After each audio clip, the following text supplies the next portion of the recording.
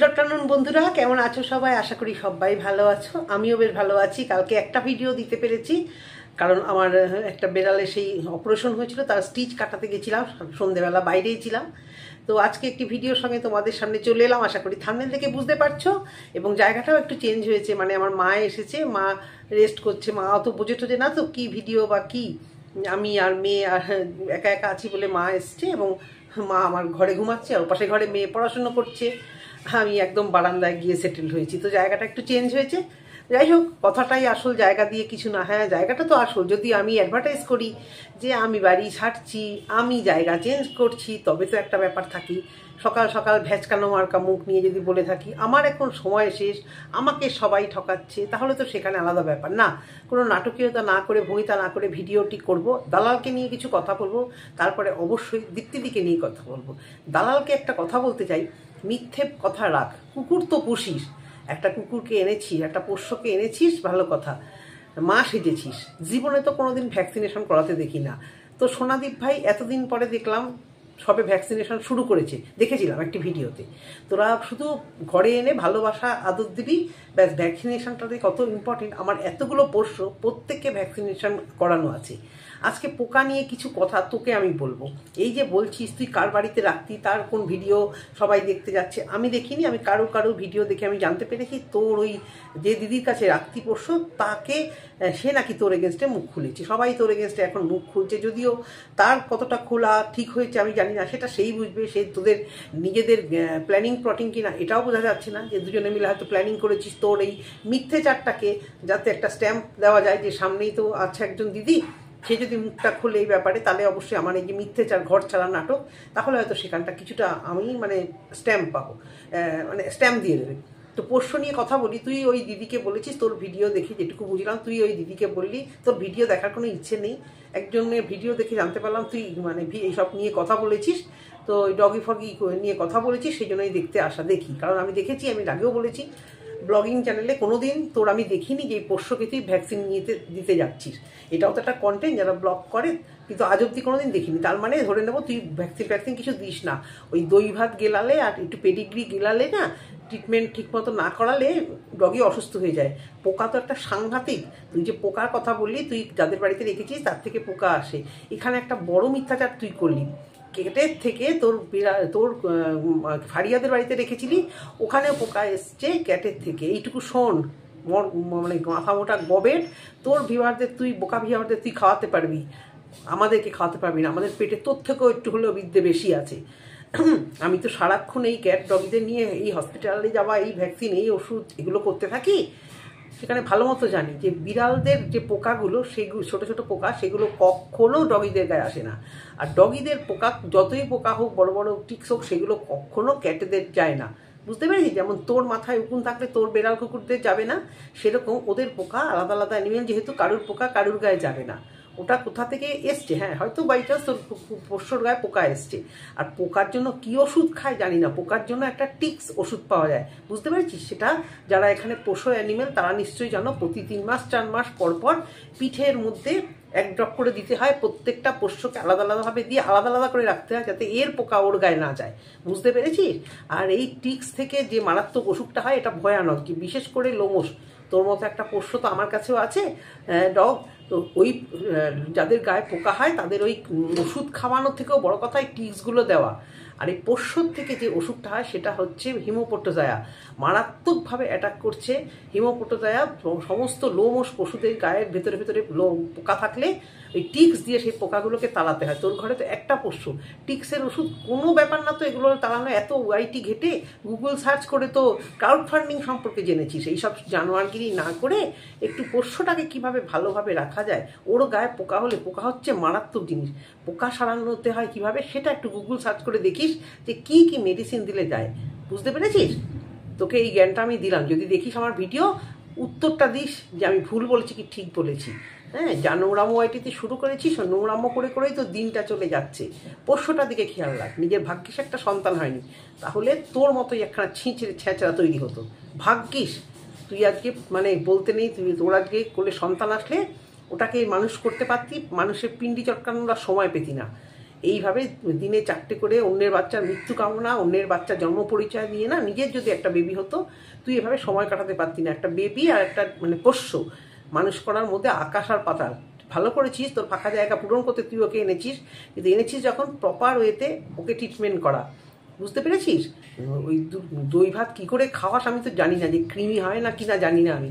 তোর তো সব কিছুই মানে ভুলভাল জীবনে। তো এবারে আসি, দীপ্তিদি এটা তুমি কি করেছো? তুমি কখন এই জিনিসটা করলে? চোখের আড়ালে এইভাবে কারোর সাথে তুমি গোপন কথা বলেছো? ছি, এটা আমি বিশ্বাস করিনি।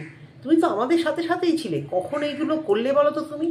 এই নোংরামোটা আমি বিশ্বাস করতে পারছি না তোমার, এগুলোও তুমি করতে পারো? তো বন্ধুরা, ইন্ট্রো কি দিয়েছি? সাজানো উপসংসার চ্যানেল থেকে আমি অপর্ণা তোমাদের জন্য নিয়ে আসলাম একটি ভিডিও।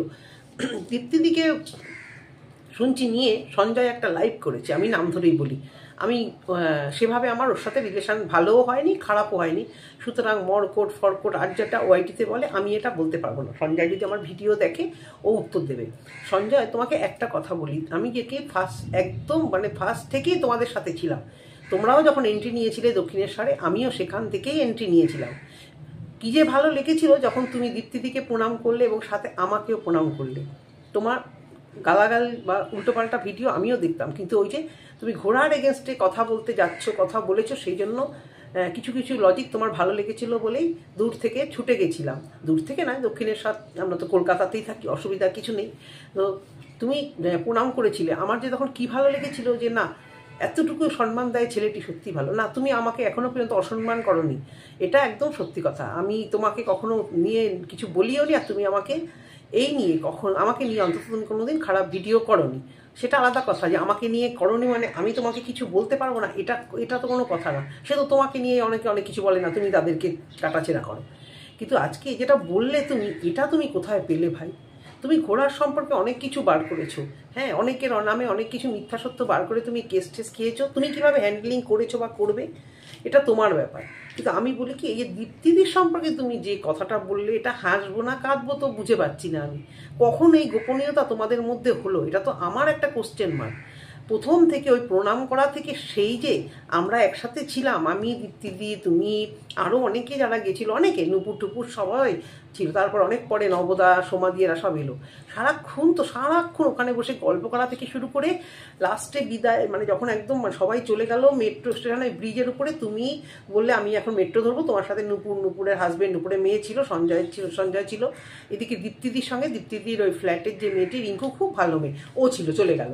আর আমি ছিলাম, আমার সঙ্গে আরেকজন ছিল, সে তোমরা সবাই জানো, সে, আমি আর ও নিচ থেকে নেমে গেল। সবাই জানো মানে আমি তাকে বলতে চাই না, মানে তার নাম আমি খুব একটা নিতে চাই না, তোমরা বুঝে নাও, দীপ্তিদির মুখে বারবারই ওর নামটা শোনো। এটা ও ছিল।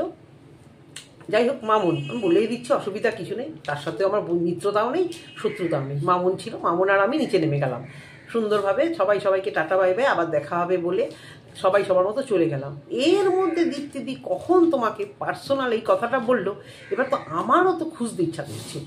এগুলো বোধহয় তুমি মানে একদম মনের থেকে বানিয়ে কথা বলছো, এগুলো কিন্তু ঠিক না। তুমি অনেকের সম্পর্কে অনেক প্রমাণ দাও, সব কিছু ঠিক আছে, কিন্তু এ ধরনের বানিয়ে কথা বলাটা মনে হয় না তোমার ঠিক। আর সব থেকে বড় কথা, তুমি এত কিছু কেন বলছো? তুমি তো ওদের পার্সোনালি চেনো না ওয়াইটিতে, তুমি চাইছোটা কি?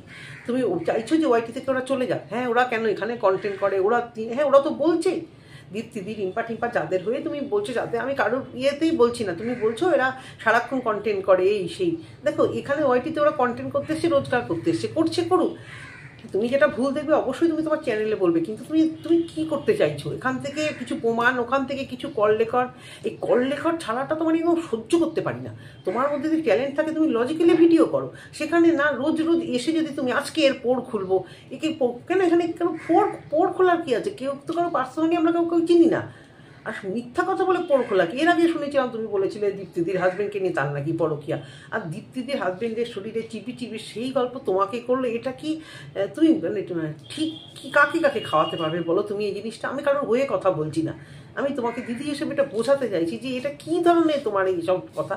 যে সারাক্ষণ থাকলাম, আমি তো সে ভিডিও করেছি, তোমাদের সামনে ছিলাম, আমি তো খালি কালকে মানে শুধু চিন্তা করছি যে কোন সময়টা দীপ্তিদি আর সঞ্জয় আলাদা কথা বলেছে। আমার তো কখনো মনে পড়ছে না, আমরা তো পুরো গ্রুপটা সবসময়তেই একসাথে ছিলাম, সারাক্ষণ আমরা একসাথে খেতে গেলাম, কত আনন্দ করলাম, তারপরে তো আজকে এই অবস্থা। আমার এই জিনিসটা খুব কষ্ট লাগে, কারণ আমি ভেবেছিলাম এরকম মিট আপ, এরকম পিকনিক আমাদের মধ্যে আরও হবে। তারপরে যাই হোক, যে কোনো কারণে হোক, এই সন্দীপের ব্যাপারটা নিয়ে হোক বা যে কোনো কারণে একটা মনোমালিন্য হয়েছে। দেখো, আমি না তোমাকে নিয়ে কোনো কথা ঘাটাই না, একে নিয়ে। কিন্তু তুমি এই জিনিসটা মানে এই জিনিসটা বলছো দীপ্তিদির হয়ে, আবার বলো না, তোমাদের তো কিছু বলতে গেলে দীপ্তিদির হয়ে কথা বলছি না। আমি জানতে চাইছি, আমার যদি ভুল হয় তুমি আমাকে একটু পয়েন্ট আউট করে দিও তো, যে দিদি ওই সময় আপনি ছিলেন না, এই সময় দীপ্তিদি আমাকে তার বরের সম্পর্কে এসবগুলো বলেছে। এগুলো তো ঠিক না। দেখো, তুমি যদি কাউকে এরকম ধরনের বলো, আজকে তুমি যদি পার্সোনাল এভাবে বলো, তাহলে তারাও তোমার পার্সোনাল, এই যে তোমার মা বউকে বলছে, এর জন্য তো তুমিই দায়ী। তুমি নিজেও জানো তোমার বউকে নিয়ে যে হোটেলে যাওয়ার কথাগুলো হয়, এগুলো ঠিক না। কিন্তু এগুলো যখন, যেহেতু তুমি ওদের পার্সোনাল জায়গায় আঘাত করছো, তোমার মধ্যে যদি কিছু মানুষত্ব বোধ থাকে, সেই জন্যই কিন্তু আমি এভাবে ভিডিও করছি, যে তুমি যদি কারোর পার্সোনালে এইভাবে বলো, তাহলে তো লোকেরা রাগ হয়ে বলবে। সবাই তো আর একরকম না, আমি তোমাকে ভালোভাবে বলে বোঝাচ্ছি, সবাই তো আর একভাবে তোমাকে বোঝাবে না। বোঝাবে কি, যে তুমি, আমি শুধু এটাই তোমার কাছে প্রশ্ন, যে তুমি, আজকে আমি অবশ্য করে তোমাকে ট্যাগ করবো, তুমি চাইছোটা কি? মানে তুমি চাইছো ওরা ওয়াইটি থেকে সরে যাক, তাহলে ওদের দেখতে পাবে না, তুমি কথাগুলো বলবে না, না হলে কি চাইছো? কার ভালো লাগে? তুমি একটা অন্য সংস্থা আছে তোমার কাজ করার, তুমি এটুকু বুঝি যে ওয়াইটি রোজগারটা দিয়ে তোমার কিছু হয় না, কারণ তুমি রেগুলার সেভাবে ভিডিও দাও না, বা সেই ইয়েতে তুমি ভিডিও করো না যে আজকে ভিডিও করতে হবে, নাহলে আমার রোজগার হবে না। তুমি মাঝে মাঝে ভিডিও বন্ধ দাও, দিনে একটা কি দুটো লাইভ করো, কিন্তু তোমাকে দেখে মনে হয় তুমি তেরে ফেরে এই রোজগার না, তোমার উদ্দেশ্যটা হচ্ছে তেরে ফেরে এইভাবে আসবো, এই ক্রিয়েটারকে যেহেতু আমার পছন্দ না, আমার মানে আমি যাকে পছন্দ করি তাকে এরাও যেহেতু পছন্দ করে না, তাহলে তাদেরকে এইভাবে চরিত্রের দোষ দিয়ে হোক বা এইভাবে সত্যি মিথ্যা যাও দিয়ে হোক আমি পোড় খুলবো। এটা কি কন্ট্রোভার্সি? এটার নাম কি কন্ট্রোভার্সি? আগে সেই ডিমি বেতমকে নিয়ে কি করেছো না করেছো, কেস টেস খেয়েছো, ভালো লাগে। আমার তো মনে হয় তোমার বউ তোমাকে নিশ্চয়ই বারণ করে এই জায়গাটাতে, তুমি ঘরের লোকের কথা শোনো না। শান্তিতে একটা দোকানে তোমার একটা রোজগার আছে, ভালো কথা। তুমি কন্ট্রোভার্সি লজিক্যালি করতে ভালোবাসো, ছেলে বলেই যে কন্ট্রোভার্সি করবে না তা না, কিন্তু তুমি তো মেয়ে ছেলেদেরও হার মানাচ্ছ। আজকে এর পর কালকে ওর, তার মধ্যে মানে এই যে মানে ভয়ানক মিথ্যে গল্পগুলো মাঝে মধ্যে সাজাচ্ছ, এইটা তো একদম আমি পরিষ্কার, আমি ওখানে ছিলাম বলো। আজকে আমি এটা নিয়ে ভিডিও করতাম না। তুমি দীপ্তিদিকে বলছো, দীপ্তিদি তোমাকে বলছে, এই নিয়ে কোনো আমার লিস ইন্টারেস্টেড। আমি শুধু বলছি যে তুমি চাইছোটা কি, মানে এটা সত্যি যে তুমি চাইছোটা কি, যে এর মানে এই সব পোড় খুলে তোমার তো রোজগার কিছু হচ্ছে না, শুধু তোমার বদনাম হচ্ছে। কমেন্ট বক্সে কিছু খারাপ মানুষ খারাপ কথা বলছে, এতে তো তোমার মন মানসিকতা খারাপ হয়ে যাচ্ছে। তোমার ছেলে নিশ্চয়ই বড় হয়েছে, এগুলো দেখবে, তাই নয় কি? তো দীপ্তিদি তোমাকে কখন এগুলো বললো, আমি তো কিছুই বুঝতে পারলাম না। এটা একটু ক্লিয়ার করে দিও তো আমাকে, যদি খুব মানে ভিডিও দেখো, এটা একটু ক্লিয়ার করে দিও। এটা কিন্তু আমি মানতে পারলাম না। এর আগে দীপ্তিদি পরকীয়া বলেছো, আর সব খারাপ। দীপ্তিদি আমাকে অনেকে বলে, আপনি যাকে সাপোর্ট করেন, আপনি গালাগাল পছন্দ করেন না, আপনি যাকে পছন্দ করেন তার মুখের ভাষা জানেন? হ্যাঁ, মুখের ভাষা জানি। যাকে দিতে হয় তাকে দিয়েছে, মানে ঘোড়াকে, সে এটা ডিজার্ভ করে তাই তারা দিয়েছে, তারা দিতে পেরেছে, দিয়েছে। আপনারাও ভিউজ দিয়েছেন, তারাও ভেবেছে যে হ্যাঁ, গালাগাল দিলে যদি দুটো ভিউজ হয়। আমি গালাগালের ডেড এগেনস্টে। কালকেও ম্যাডামের লাইভে আমি বলেছি যে সবাই গালাগাল দেয়, রিম্পা সবসময় বলে সবাই গালাগাল দেয়, কথাটা শুনলে আমার প্রচণ্ড রাগ হয়। নিজের দল ভারী করার জন্য সবাই গালাগাল দেয়, সবাই আমরা নোংরা কথা বলেছি না। এখানে প্রচুর কন্ট্রোভার্সি ক্রিয়েটার এখন তৈরি হয়েছে যারা একদম গালাগাল দেয় না। একসময় আমারও ধারণা ছিল এদের ভিডিও দেখে যে বাবা, আমি তো সব গালাগাল করতে পারি না, তাহলে কি আমার এখানে মানে ঠাঁই নেই? কিন্তু এই রুনাদির মতো এপিদির ভিডিও টিডিও দেখার পরে বুঝলাম না, এরা তো কই গালাগাল কিস্তি দেয় না, তাহলে এদেরও তো সবাই ভালোবাসে, হোক না এদের থেকে একটু কম।